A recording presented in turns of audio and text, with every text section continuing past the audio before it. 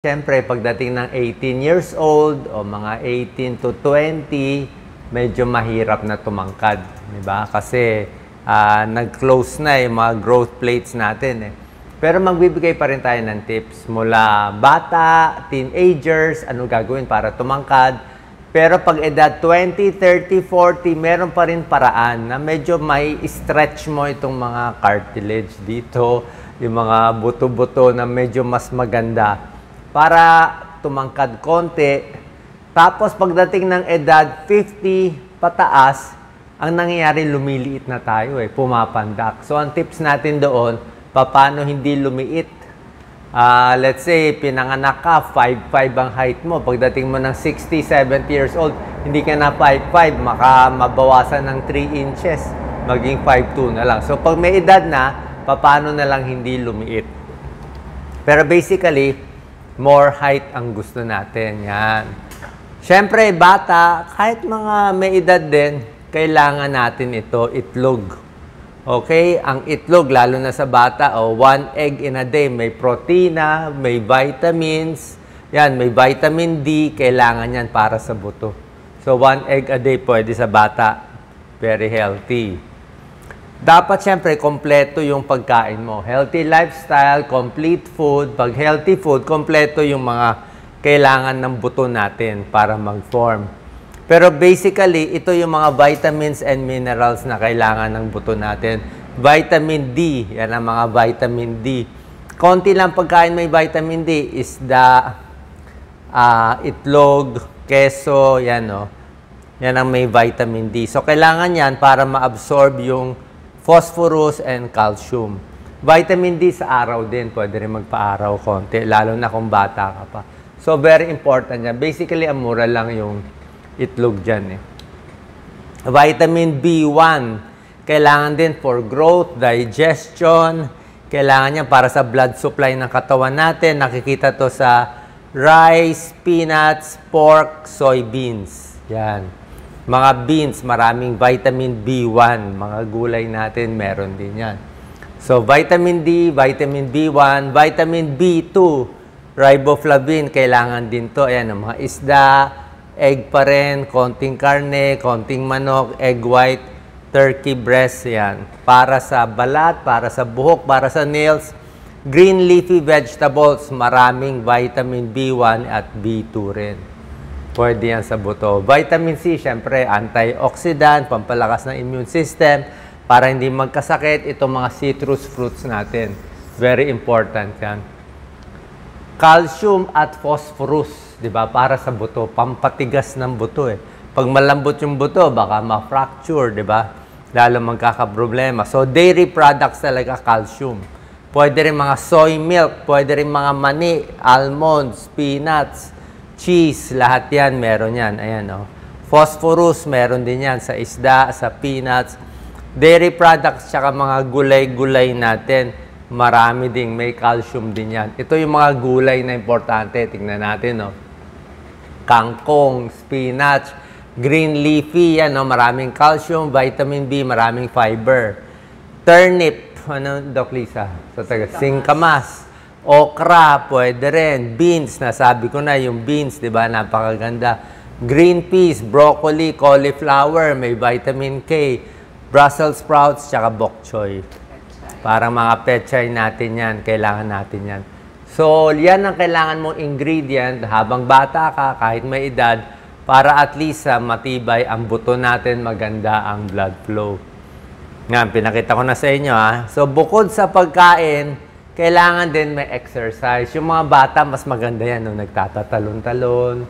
Diba? Nai-stimulate yung growth. Naglalakad-lakad. Like ganito, kung habang bata ka pa, kaya mo pa mag-pull-ups, nai-stretch yung katawan. Maganda yan.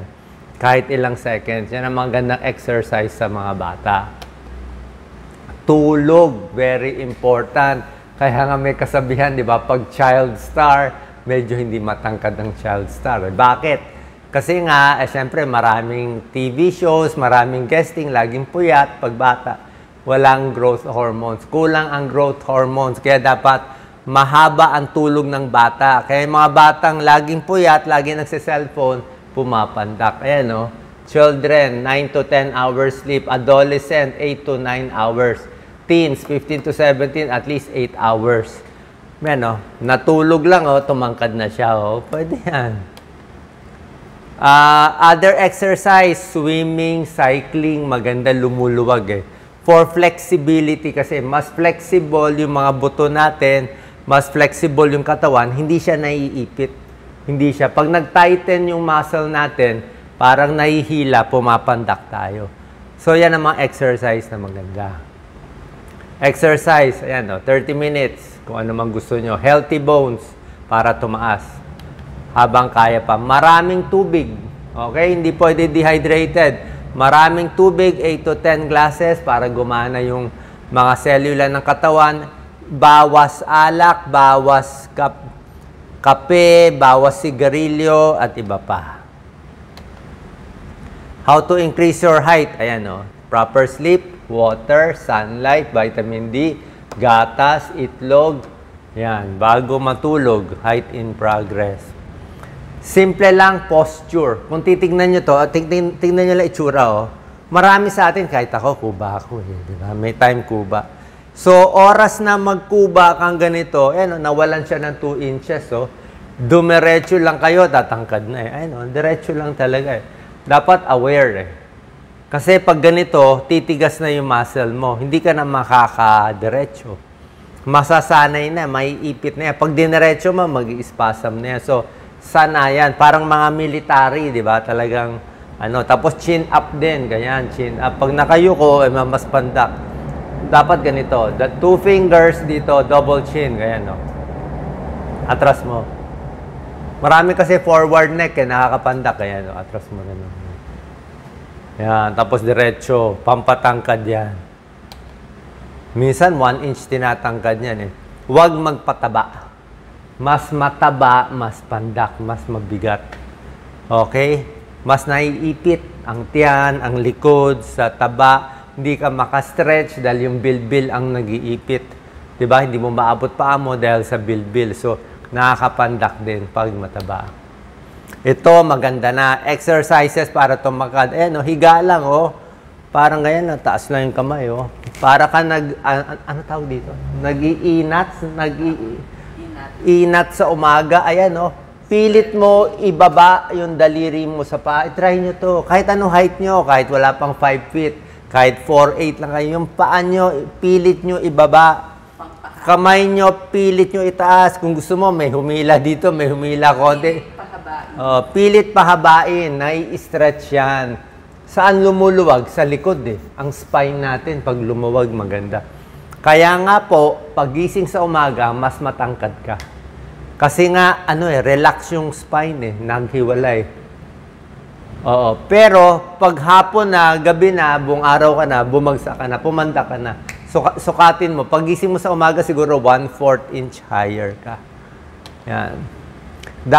Ito maganda, Superman. Tawag dito, Superman stretch para kang Superman. So, tinataas mo para tumigas tong likod. Nakataas. So, 10 seconds. Superman stretch. Maganda pa yan sa stomach. Maganda yan sa back. Pag stretch, exhale.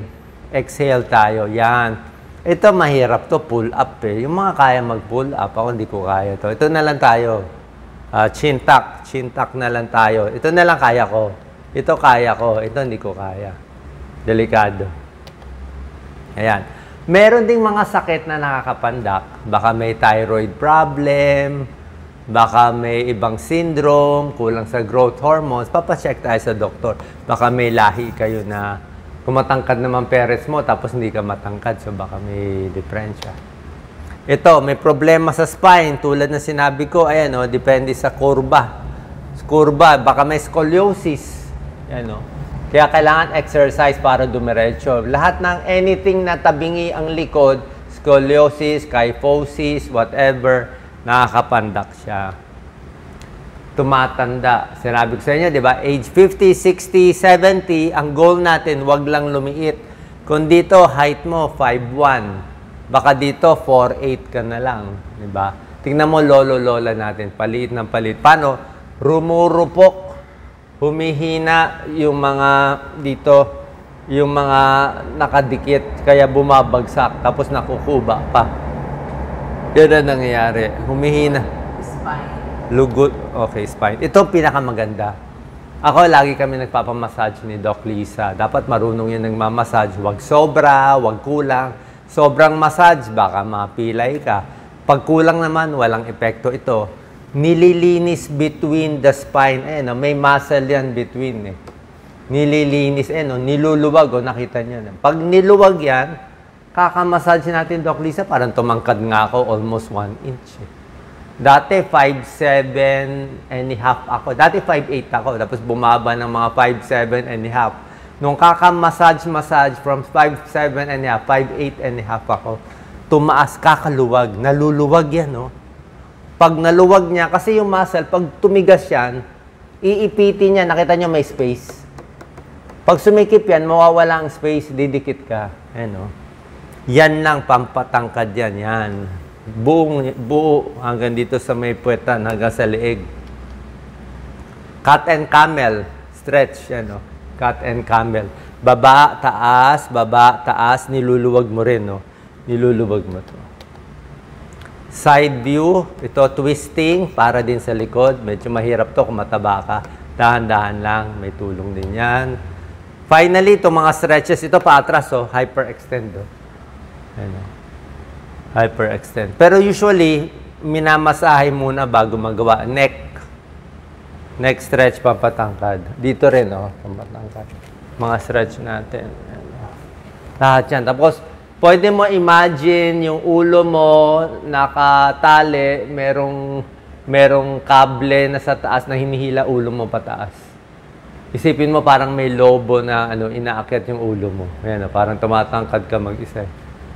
Isipin mo ng ganyan. Actually, gawain niya ng mga model. Di ba? May apple pa dito. Ayan, stretching.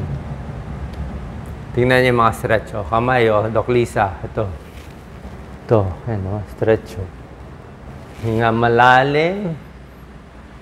Pag exhale. Taas kamay. Ayan, tiptoe. Ayan, hamstring stretch. So, pag ini-stretch mo yung katawan mo, ini-stretch mo, may massage pa, maluluwag mo, mas tatangkad ka or ma-maintain mo yung height mo. Ito yung gagawin natin para hindi tayo lumiit. Okay? Sana nakatulong po tong tips para mas tumangkad or pag may edad na para mas hindi masyado lumiit. God bless po.